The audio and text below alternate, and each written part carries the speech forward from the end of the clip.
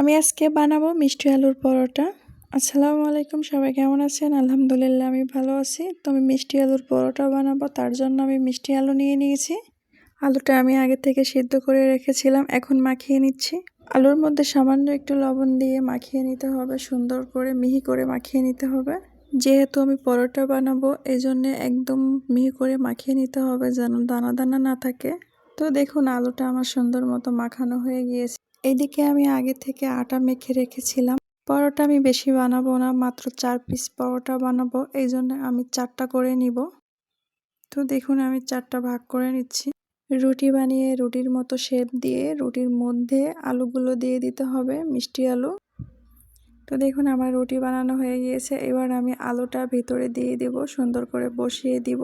আসলে এই মিষ্টি আলুর পরোটা খেয়ে আমি তো ফিদা হয়ে গিয়েছি। সবাই ট্রাই করবেন, যদি কেউ পছন্দ করেন খেয়ে দেখবেন, খুবই ভালো লাগে। বাচ্চারাও পছন্দ করবে। তাছাড়া এই মিষ্টি আলু বাচ্চাদের জন্য অনেক ভালো, অনেক পুষ্টি এই আলুতে। যারা এমনিতে খেতে চায় না তাদেরকে এমন করে পরোটা বানিয়ে দিবেন, অবশ্যই খাবে, আর মজা করেই খাবে। যদি আমার ভিডিওটা ভালো লাগে তো একটা লাইক কমেন্ট শেয়ার দিয়ে দিবেন, ফলো দিয়ে পাশে থাকবেন ইনশাল্লাহ।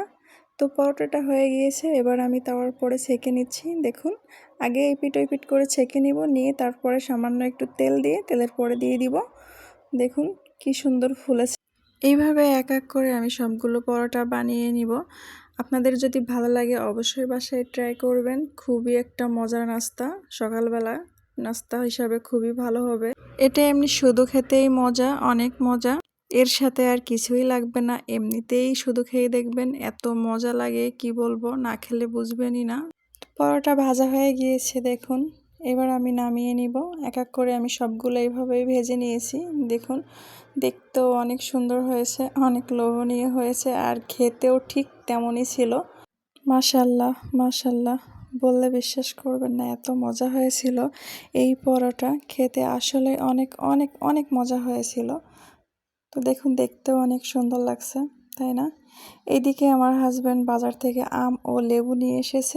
দেশি লেবুটা আমি খেতে পছন্দ করি, আর কাঁচা আমটা আমরা একটু জুস খাই, কাঁচা আমের জুসটা আমার কাছে অনেক অনেক ভালো লাগে। কি সুন্দর টাটকা সতেজ লাগছে, তাই না? আর কালার কি সবুজ আর সবুজ, অনেক সুন্দর।